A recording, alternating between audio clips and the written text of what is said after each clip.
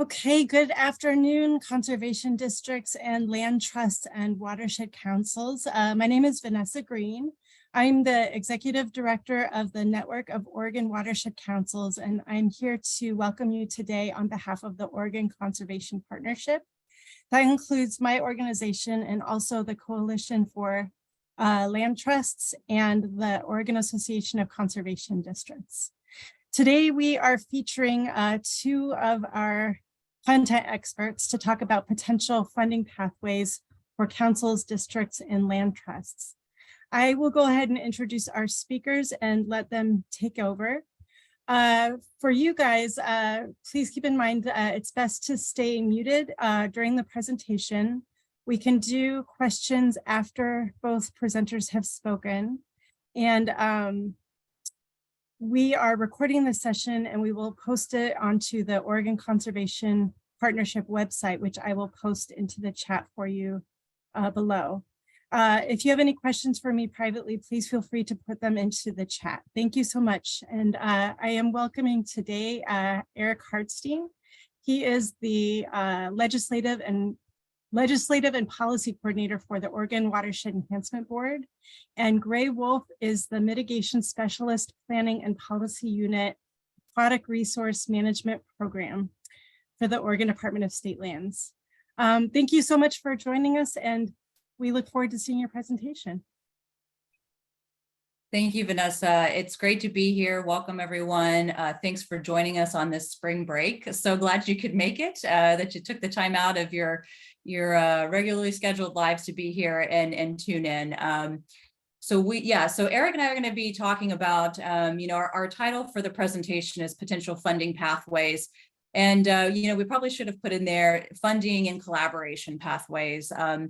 So we're going to talk a little bit about, we'll start with kind of the DSL's mitigation policy and program, give an overview of that.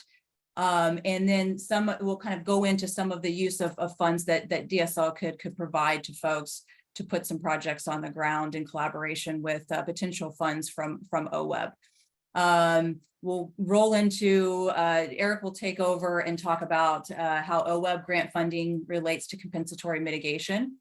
And really kind of mixed throughout both of our presentations will be pathways for collaboration. You'll hear collaboration and pathways probably a lot throughout this presentation. So again, yes, we will definitely welcome questions. This is a very high-level overview, particularly of DSL's mitigation program. I'm sure Eric feels similarly for OWEB and in the grant program. So if we are not addressing something and you have a burning question, put it in the chat and we can look at it at the end of the presentation, or feel free at the end to unmute yourself and ask the question. Any and all questions are welcome. I wanted to start just a little bit to give you a kind of a background on who I am and where I came from and why I am kind of, so interested in mitigation, and in fact, so interested that that's part of my job title.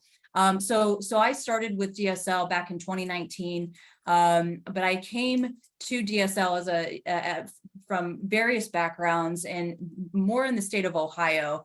I was a mitigation coordinator for the Ohio EPA for several years. And before that, I was a mitigation monitoring coordinator for a consulting firm. So really, I just kind of wanted to introduce myself in a way of saying that mitigation is a theme that has really woven itself throughout my entire career. I'm dedicated to it.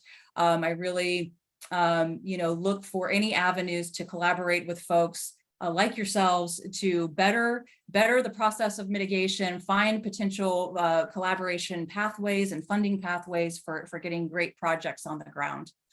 So I am going to move forward. I wanted to start kind of to go over a little bit of DSL's mitigation program background. I know likely some folks in the audience know a bit about our mitigation program at the state. But for those folks who don't, this is going to be kind of a high-level overview of why we have a mitigation program and what that mitigation program does at the state of Oregon. Oregon has both a state mitigation policy and related state rules. So we've got kind of that back end on both sides there. Our state mitigation policy is kind of older, and we've propped up some state rules to kind of flesh out that mitigation policy. You'll see that I've listed here the purpose of our mitigation policy in the state. There's several different purposes, 6 in fact, but I did highlight the top 2, which I think are more applicable to you all, to the audience here today. The first is to promote, and you'll see there that I've highlighted, in concert with other federal and state programs, as well as interested parties, the maintenance and conservation of water resources of this state. And number 2, particularly for you all, probably of interest, our mitigation policy, the purpose is to improve cooperative efforts among private, nonprofit, and public entities for the management and protection of the water resources of this state. So really, again, you know, that's kind of why I'm here today, is to improve those cooperative efforts, particularly with our fellow state agencies like OWEB, but definitely with you all as well. We do have other purposes: offsetting losses of the functions and values of water resources of the state, maintaining and encouraging a predictable, efficient, and regulatory framework for environmentally acceptable development, providing an option for accomplishing offsite compensatory mitigation when on-site mitigation is not practicable, and 6, allowing the use of mitigation banks to offset adverse effects from removal or fill activities. So a little bit more in the weeds of the purpose of mitigation, and it is really that we kind of all know, especially you all in the room know, that Oregon's wetlands, streams, and other waters provide such an important ecological and societal benefits, and that those are what we call in the vernacular, at least at the state level, functions and values. So ecological benefits are the functions, and the societal benefits are the values that we assign to wetland, streams, and other waters. Some examples of these functions and values, and this is really just a brief list, as we all know, are fish and wildlife habitat, water quality improvements, and the retention of water to reduce flood damage. I could add a million others, as I'm sure everyone else could. You know, we could add resiliency in the face of climate change. We could add recreation, education, various other aspects of the functions and values for wetlands and streams. State law requires DSL particularly to regulate waters of the state. And you'll hear waters of the state, that really means wetlands, streams, and all other waters that DSL deems to be jurisdictional. And that purpose of regulation is to protect, conserve, and provide for the best use of those aquatic resources. We're really tasked at DSL with being kind of the steward of the waters of the state for other citizens throughout the state to be able to use in perpetuity. DSL uses what we have as a permitting application process to document how a proposed project has reduced adverse effects to aquatic resources and how any unavoidable impacts have been offset by actions to replace the area, functions, and values of the loss. And so today, what we'll be talking about is the compensatory mitigation aspect of mitigation, and I'll kind of go into why those two terms are different in the next slide here. Mitigation, when I say that word, what the state really deems as mitigation is 3 different steps, and that is avoiding any impacts to aquatic resources first. And we ask permit applicants to do so in their application, prove how they've tried to avoid impacts to resources in the process of development. We do ask that folks try also to minimize the magnitude of impacts and repair or restore impacted areas after the project is complete. And then finally, we get to that, what I would say the 3rd leg of the mitigation stool, which is compensating for any unavoidable losses to our aquatic resources, so wetland, streams, and other waters. And really, the thing to focus on here is that we do often get some questions around mitigation and folks conflating the term mitigation with compensatory mitigation. And I guess I want to stress here that that mitigation is a process ultimately potentially leading to compensatory mitigation or offsetting those permanent impacts when all else fails. Once we get down the road of trying to avoid wetland impacts altogether and avoiding and minimizing impacts. So that is kind of the last stop on the road is compensatory mitigation, but there are several steps before we get there. And unlike, if you didn't know anything about kind of the regulatory framework for the state and federal government, particularly around wetlands and streams, you know that we have a federal partner, the Army Corps of Engineers, who kind of regulates 404, Section 404 of the Clean Water Act. And unlike the Corps of Engineers and their federal mitigation policy, DSL does not have what we would term as a mitigation hierarchy. We rely on what we call the maximization of our principal objectives.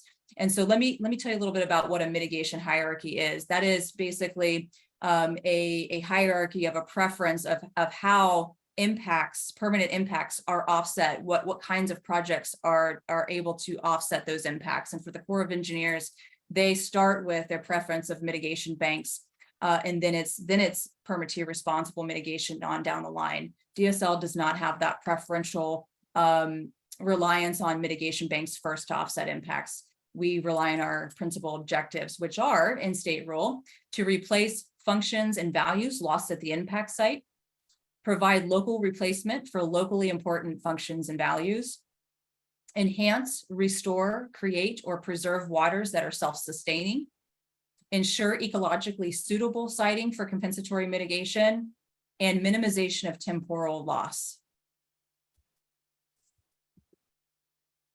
And these terms may be super familiar with folks, but these are the types of compensatory mitigation activities that we have definitions for in state rule and what we accept as compensatory mitigation in our program. One is enhancement of water resources, restoration, creation, and preservation. And I will say that each one of these terms has a subsequent definition in state rule and a special set of requirements that DSL must approve for folks to be able to, and I say folks, I mean applicants, to be able to use these activities as compensatory mitigation to offset permanent impacts.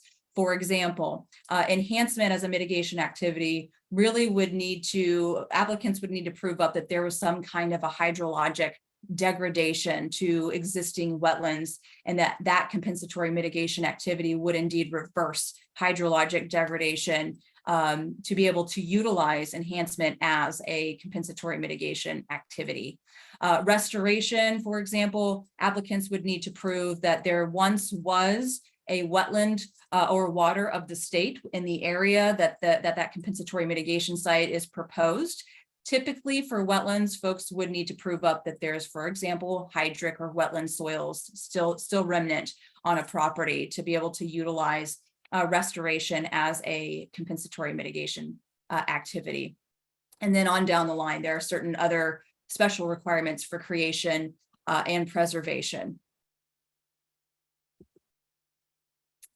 So some of the compensatory mitigation options that are available to folks are purchasing credits from a mitigation bank or an in lieu fee project if available. Banks and in lieu fee projects are larger scale compensatory mitigation projects that are approved under a detailed agreement. We typically call those agreements bank instruments or umbrella instruments in the case of the in lieu fee program. And we sell credits basically in those banks and in lieu fee projects within a certain area, what we call a service area. Once an applicant purchases a credit from a mitigation bank or an in lieu fee site, the mitigation obligation is satisfied. And so from DSL's perspective, the responsibility for kind of moving forward with mitigation and fulfilling that compensatory mitigation switches from the permit applicant to the in lieu fee or mitigation bank sponsor. There is also an option of permittee responsible mitigation, and that is a mitigation that's conducted on the project site or elsewhere within the watershed.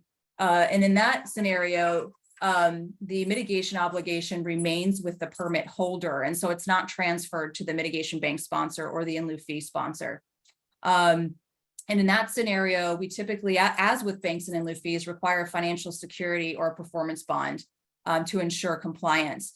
So if permittee responsible mitigation sites do require a monitoring period of usually 5 to 10 years. We do know that time period is not nearly long enough to really understand how compensatory mitigation succeeds, or kind of what is needed in the future. We are working with our applicants to kind of understand that as well, that nature takes time, and so we're always updating our performance standards and our monitoring protocol with that in mind. And our last compensatory mitigation option is payment in lieu.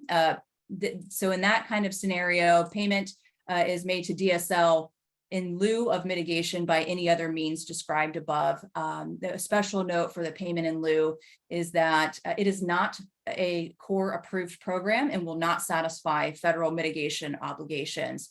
So for DSL, for proposed impacts greater than 0.2 acres, payment in lieu mitigation is the compensatory mitigation option of very last resort and should only be used when no other method is practicably available.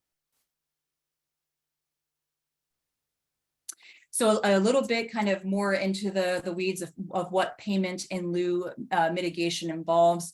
Payments, when DSL does accept those, are made to the department, and those go into our removal fill mitigation fund.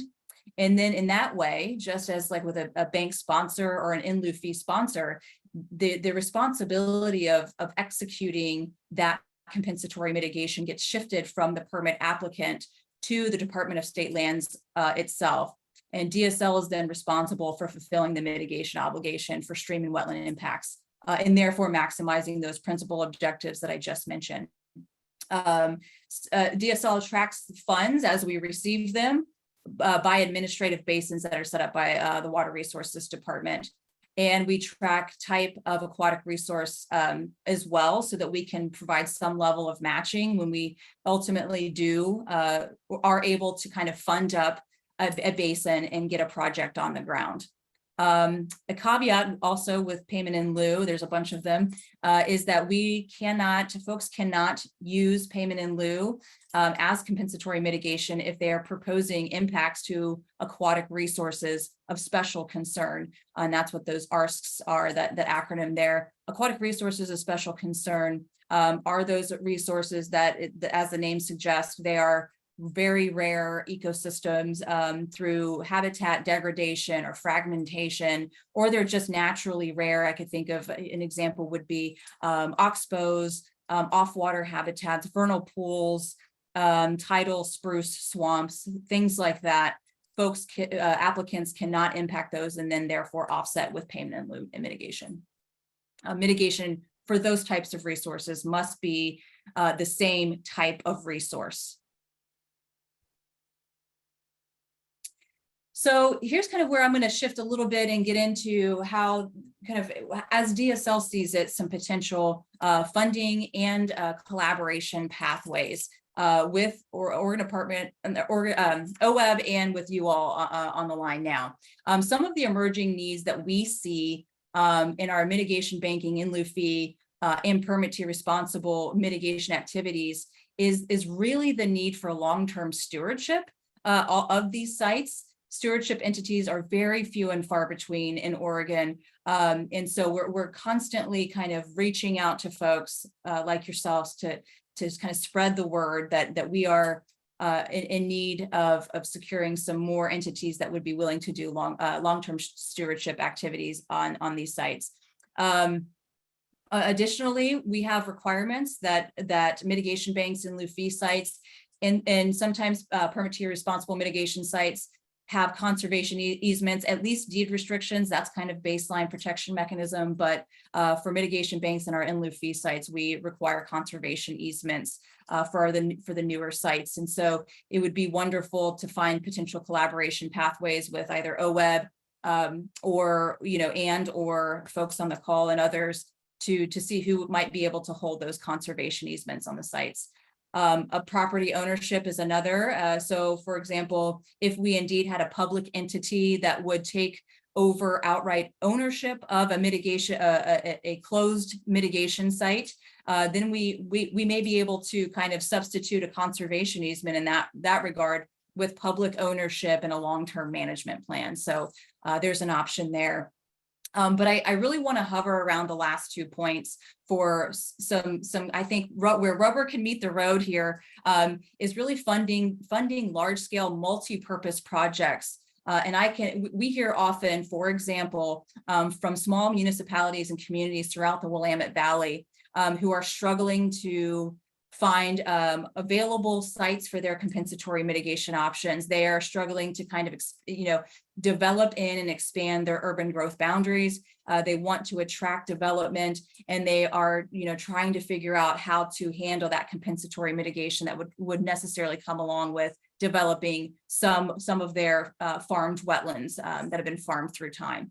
So in my mind, a really great way to start would be potentially to have OWEB partnership or Watershed Council partnership on first finding these sites, finding compensatory mitigation sites that could be paired with larger voluntary habitat restoration projects to create super large scale, very net beneficial projects.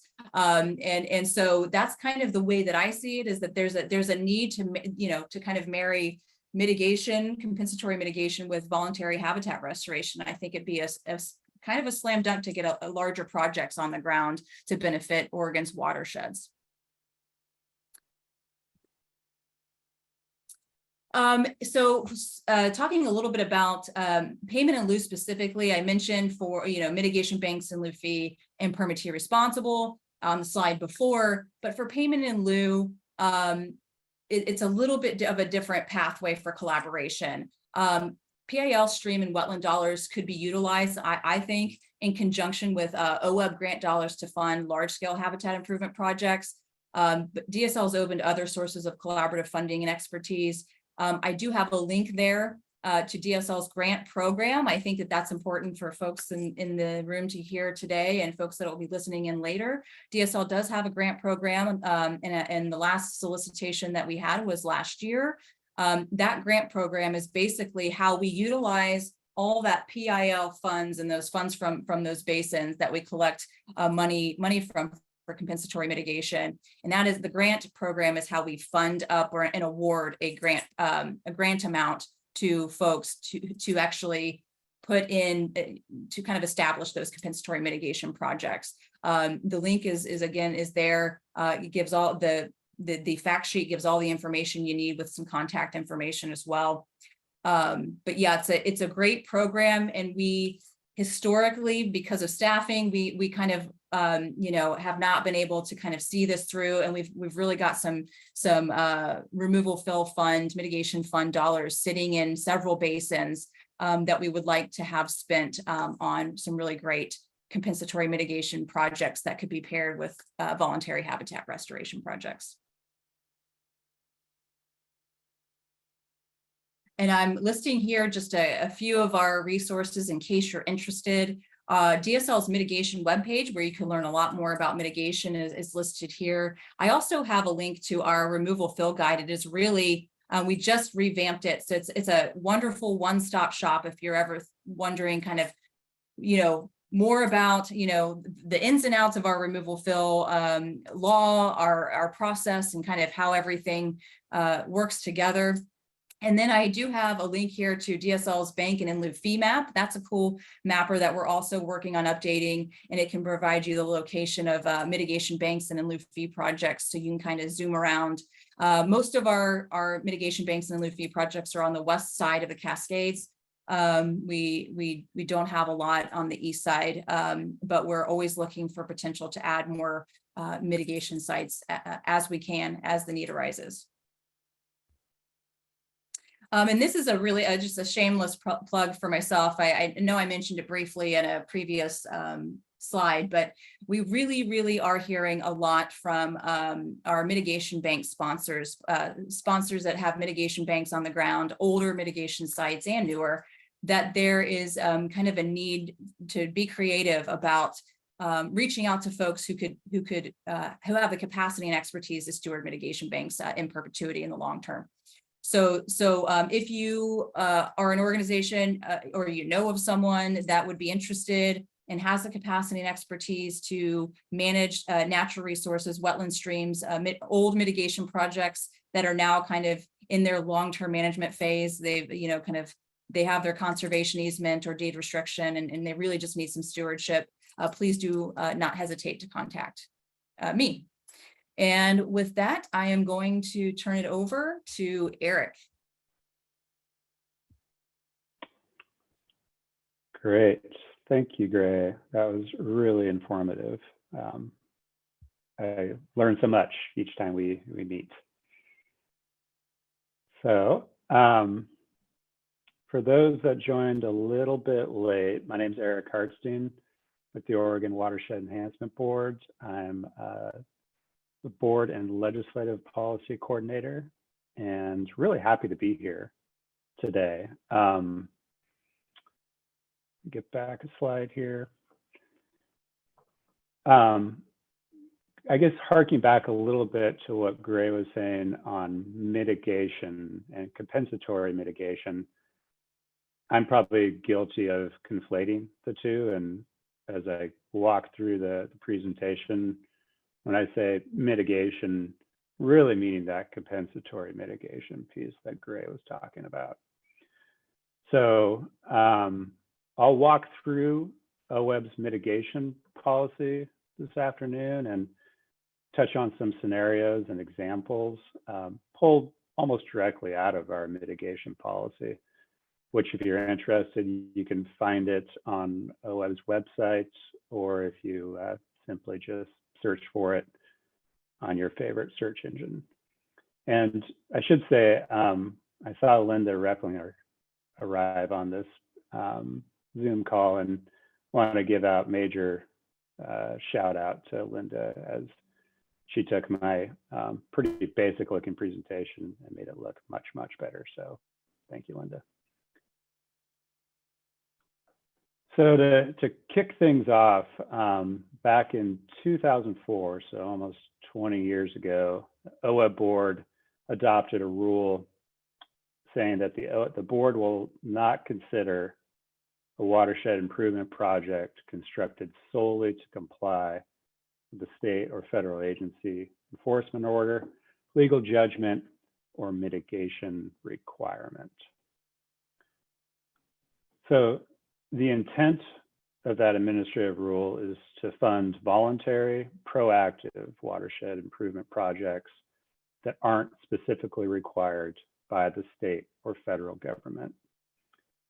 So the way we've defined mitigation is those activities that are designed specifically to compensate for the adverse ecological effects of a project or development activities, or to resolve violations of law. And these projects are not eligible for OWEB funding. So just to reiterate a little bit here, projects designed exclusively to compensate for the adverse ecological impacts of another project or development, or to address violations of law as required by state or federal enforcement order, are not eligible for OWEB funding. However, elements of a mitigation project that aren't required may be eligible for OWEB funding, provided the applicants and the folks doing the work on the ground demonstrate added value and clear mechanisms for separately accounting for additionality. And I'll give a little bit of an example here next. So if a developer is required to mitigate for the loss of 10 acres of wetlands, that project would not be eligible for OWEB funding.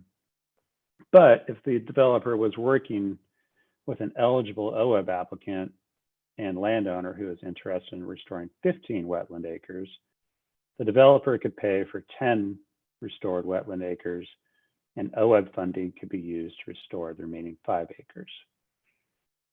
However, funding used to support the required mitigation is not eligible to be counted towards the required match for OWEB grants.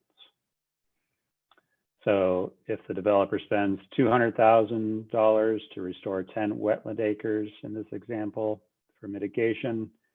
And then $100,000 of OWEB funds are proposed to support the restoration, the additional 500 of the 5 acres. That $200,000 brought by the developer could not be used as match.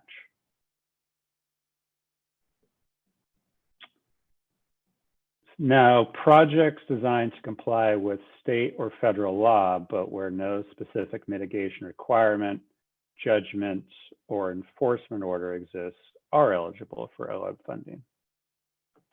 So for example, fish passage projects designed to comply with state fish passage requirements, agricultural water quality projects designed to implement local ag water quality management plans, and voluntary actions developed to meet objectives of an approved recovery plan under the Endangered Species Act. All those are eligible for OWEB funding unless there is a state or federal enforcement order affiliated with that project. So next I'll touch on a fairly uncommon scenario, and that's projects that are designed to address a local government order, judgment, or mitigation requirement. If the requirement is solely a function of local government and does not originate in state or federal requirements, then that was not addressed in the rule adopted by the board in 2004. So a couple of examples involving local requirements.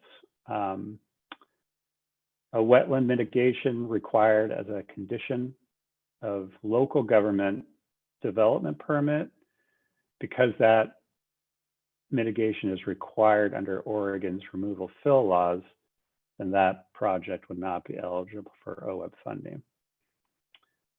Another example would be mitigation required by a local government permit for impacts in an environmental conservation zone, which was adopted to address state land use planning goals that do not require mitigation. That project is technically eligible for OWEB funding.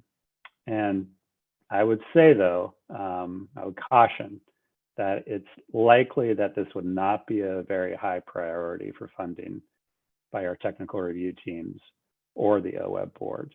I noted earlier, this is an uncommon scenario, and I think it's only happened less than a handful of times that I'm aware of where we've seen a project come in where local requirements exist that did not originate from a state or federal enforcement order.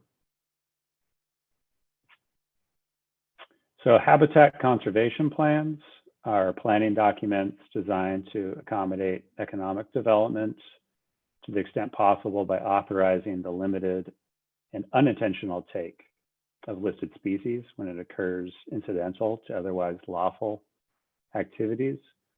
So habitat conservation plans may be used to obtain an incidental take permit from the U.S. Fish and Wildlife Service or NOAA Fisheries under the Endangered Species Act. And activities that meet the discretionary actions under habitat conservation plan and the associated take permit, those would be eligible for OWEB funding. If, however, the take permit requires specific mitigation actions, including the restoration of certain habitat values or protection of specific acres of habitat, those activities would be ineligible for OWEB funds. So a couple more examples here. A restoration project to restore Willamette Valley prairie habitat, which addresses the objectives of a Willamette Valley Habitat Conservation Plan, but is not required by the take permit or designed to generate mitigation credits, then that project would be eligible for OWEB funding.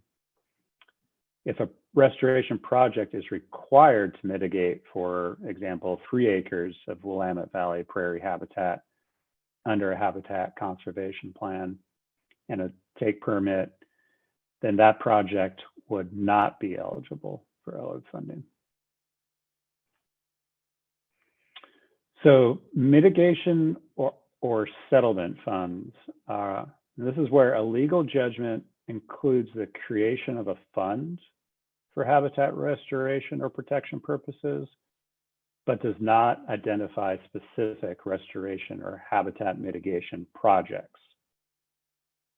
OWEB funds are eligible for cost share or match in these cases, but OWEB funds cannot be used to offset the requirements here. So a couple of examples of mitigation or settlement funds. So Bonneville Power Administration mitigation funds and the Pelton Round Butte relicensing agreement. These are all, both of those are mitigation or settlement funds examples where we've had applicants come in and use those funds as match for OWEB projects. If a mitigation or settlement fund identifies specific parcels to be protected or specific quantified restoration outcomes to be accomplished, then those projects would not be eligible for OWEB funding or for match.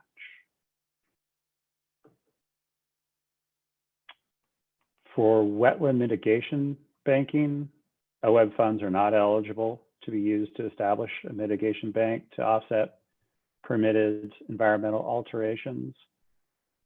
And OWEB funds may be used with payment to provide or the fee in lieu mitigation funds that Gray was referencing earlier, but in a manner similar to what I described earlier for required mitigation, meaning that OWEB funding could be used in the project, but clear accounting would have to occur as OWEB funding cannot be used to pay for the mitigation requirements, and the mitigation component could not be used as match to an OWEB funded project.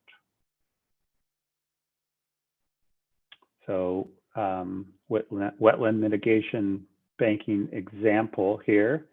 So if a watershed council is working with a landowner who is interested in restoring 15 acres of wetlands, they could restore 5 acres using fee in lieu funds and apply to OWEB for the remaining 10 acres.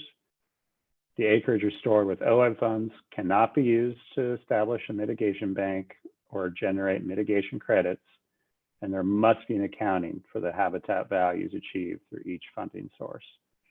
The fee in lieu funds cannot be used as match as they are required to achieve a specific mitigation obligation.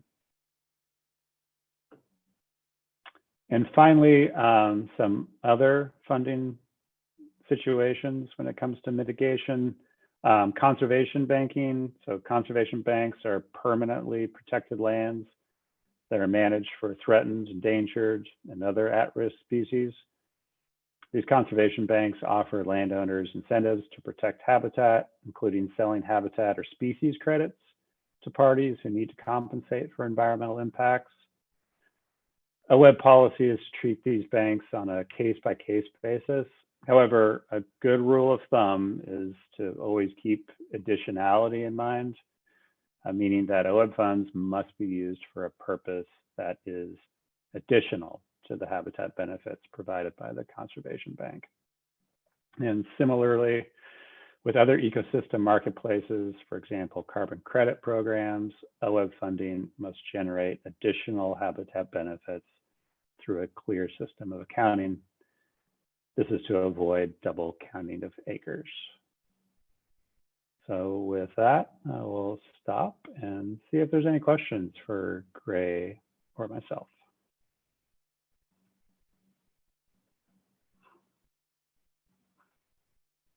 Eric, this is Vanessa. I might lead us off. I'll give you all a second to think about it and see if there's anything in particular. I was curious about if there was any kind of activities that would be like, are the restoration activities that are funded by DSL only restoration? Like it won't fund any kind of other like stakeholder engagement or other kinds of activities that go along with restoration? Is it really strict that way? So yeah, so typically we would fund basically the way that we receive what we call the payment in lieu dollars. It is set at at such a price that it would be a little bit tougher to fund any of the outreach aspects. It's more to kind of goes more to fund to the actual on the ground implementation, construction of the projects, and then monitoring and oversight. So yeah. Okay. Second question, two-parter. This one's for both Eric and Gray. In the event that somebody is interested in applying for something through DSL, but they have never done so before, do you feel like the kinds of data or questions that you ask across different opportunities are the same? So basically, like if I prepare for one application, I'll have a lot of the information that I would need to apply for the next. And do you think that there's crossover between the types of information that OWEB requires and the types of information that DSL requires? That's a great question. And I would say, I think that there's definitely some overlap. I think we would need to, as this marches down the road and we, as the possibilities kind of mount and we can actually envision more pathways where we could collaborate, we would have to actually sit down and make sure that the information that we're asking for is, as similar as it can be to kind of negate some of the, so that folks don't have to spend a whole bunch of time, extra time providing additional information that wasn't requested from one agency to the other. Was that your question? Yep. On behalf of Watershed Councils, I feel comfortable endorsing that notion that you guys talk about it, because I think for the Watershed Councils, especially, their most precious asset right now is time and the unrestricted funds that support that time. So to the extent that we can create similar data sets that are needed, it's very valuable to us. Sure. Yeah. And right now what I would say is that's kind of where, Eric and I were trying to position the talk around this collaboration where, again, there's some parity there. We could potentially pair projects as long as everything was kind of documented at the outset, right? What was compensatory mitigation? What is voluntary, to kind of create these chimera projects for even better benefit, right, to watersheds and the resource. But yeah, we would definitely need to sit down and really kind of crosswalk our requirements for sure. Yeah. Excellent. Okay. That exhausts all of my questions. Friends who are joining us, conservation districts, land trusts, watershed councils, and partner organizations, what kinds of questions do you have for Eric and Gray? Eric, we see your hand up. Go ahead. I guess I have kind of a very basic level question. Is what's the process of the workload like compared to sort of a more traditional grant funded project? Because we do almost all kind of OWEB style grants, and it seems like in some ways a very different world. I'm just wondering what the learning curve is like, and how does the workload compare? And is it easy enough that it's worth pursuing, or are we kind of taking on opening up a can of worms of these kinds of projects? That's a great question, and I can at least speak from DSL's perspective. We have, I can say for our PIL funds to be utilized, we do have a reference document, and I sent the link in the chat that kind of outlines the required information, capacity, and expertise for folks. So it's it's pretty clear. You could read that description of what's needed for a grant proposal to understand what the effort would be to put into that, put behind that. Hopefully, and if you had questions, definitely reach out. I would say in terms of things like beyond PIL and beyond implementing a restoration, enhancement, or creation project for compensatory mitigation, if you weren't really going into the construction arena as an entity, but more into stewardship, that process is much quicker and more streamlined than the actual kind of grant proposal, grant award, and construction process. So if you were looking into potentially stewarding a mitigation bank or an in lieu fee site, we've got some pretty good guardrails and processes put in place to actually review your organization for its qualifications as a steward, and then get you moving through our interagency review team process. Thanks. Mhm.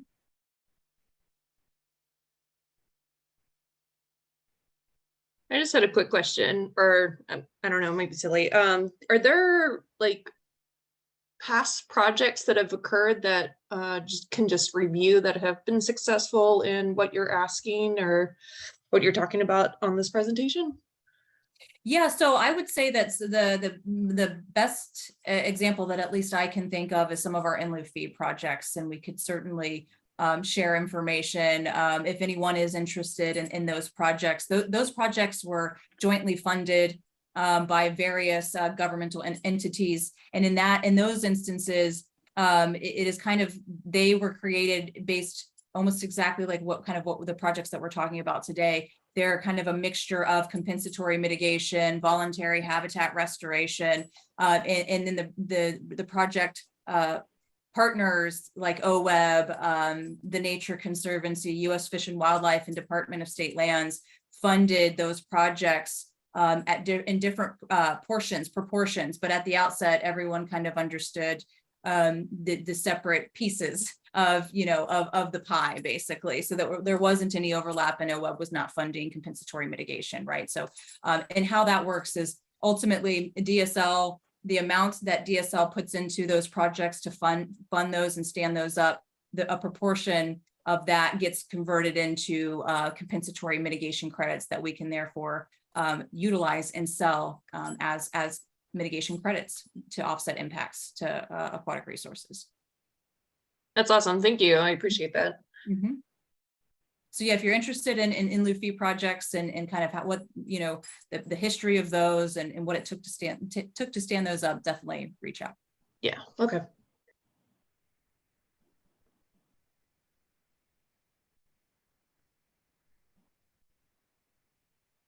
Yeah, hi, this is Kurt Burning with the Pudding River Watershed Council. I just had a quick question on the steward issue or kind of opportunity. Sometimes when I think of when people say, oh, we don't have a lot, there's kind of few and far between, it's because organizations are acting logically and it's like not a good deal, or it's a lot of work and not a lot of compensation or something. There's a reason why people aren't storming forward to be stewards. So I was wondering if you could answer that, as have there been kind of barriers to organizations joining that in the past? And then also on the flip side, just what are the benefits? Like, do you get paid to steward that work? How much work is it for the average kind of project? Thanks. Yeah. So I'll start with the first part of your question and attempt to answer that as best I can. From my understanding, some of the impediments and barriers to stewardship that I've heard really kind of, they run the gamut. They're not all the same. I think really some of the barriers are not necessarily I think they could be more perceived barriers. I think capacity is a huge barrier. A lot of the organizations that would be wonderful stewards, as Vanessa mentioned, the capacity is just not there. That they're kind of running on a shoestring budget or a staff, and so they just don't have the necessary capacity to be able to steward projects like that in perpetuity. I think another big one is a mismatch between the goals and objectives of the potential steward and the stewardship organization, and kind of the mitigation site, kind of the goals and objectives of that particular mitigation site. And so really I've talked to mitigation sponsors throughout the state, mitigation bank sponsors, and said, it's really kind of up to you to sell yourself almost like a resume, to say, marry your, kind of what you've provided, the functions and values and the lift, and, in the enhancement, restoration, creation that you've done here, and marry that to the goals and objectives of a potential stewardship, a suitor. It's kind of almost like you're suiting, you're kind of trying to figure out how your goals and objectives align. So I would think that those two things, just in general, capacity and a mismatch of goals and objectives, are kind of two of the top. I will say that what I've also heard are ripples of, for some conservation organizations or nonprofits, land trusts, et cetera. Folks are really trying to figure out how to shift their messaging and modify, kind of almost pivot about, thinking about lands that they steward and should we only be stewarding, pristine parcels or parcels that, large tracts of land. Should we be putting more evaluation and potentially trying to look at those smaller mitigation banks in urban wetlands that have just as much importance, and maybe sometimes even more importance than wetlands that are kind of farther out in the landscape and don't have those urban pressures. So I think it's a little bit of an all of the above for some of the impediments. But I think that they're work-outable, I guess is what I would say. I don't think there's anything that's not workable or work-outable. And I'm sorry, I do forget the last part of your question. Just, yeah, what are the incentives? Like, does the person in charge of the mitigation bank pay an annual stewardship fee? Yeah, so there's definitely incentive there. The big one being endowments. So basically through our bank process, we line out an endowment that must be paid to the stewardship entity, to that long-term manager, once the bank has closed. So once the co-chair agencies, Department of State Lands and the Army Corps of Engineers have signed off on the bank, all the credits are sold. Basically, that is the time that the bank sponsor will release an endowment.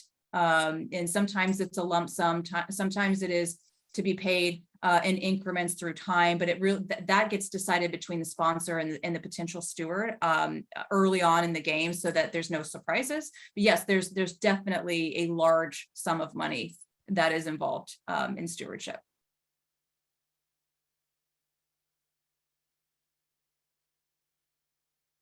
Hopefully that answered your question. Yeah, thank you.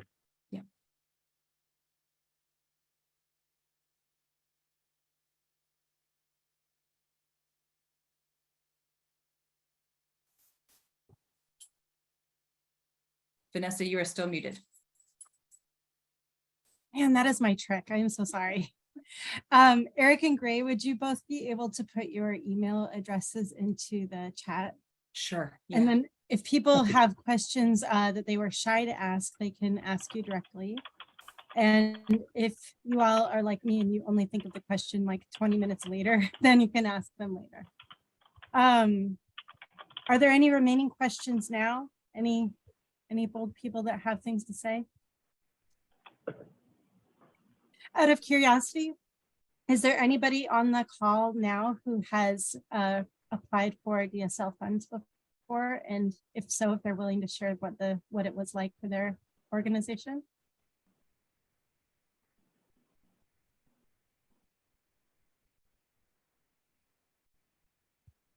Okay. In that case, I'm really glad that we hosted this webinar, because it looks like we have a really robust crowd of people who this was probably a really educative experience. So Gray, thank you so much for joining us and providing so much information. And Eric, always giving us a good guidance on what OWEB will do and will not do. so that's really Anytime, helpful. Vanessa. I will remind you that the recording for this webinar, we will post it on the Oregon Conservation Partnership website, which I've posted into the chat. And we will also post it onto the Oregon Conservation YouTube channel. So like the kids say, don't forget to push like and subscribe. Thanks for joining us. And we were really glad to be able to host this presentation. Thanks so much. Thanks so much, Thanks, everyone. everyone.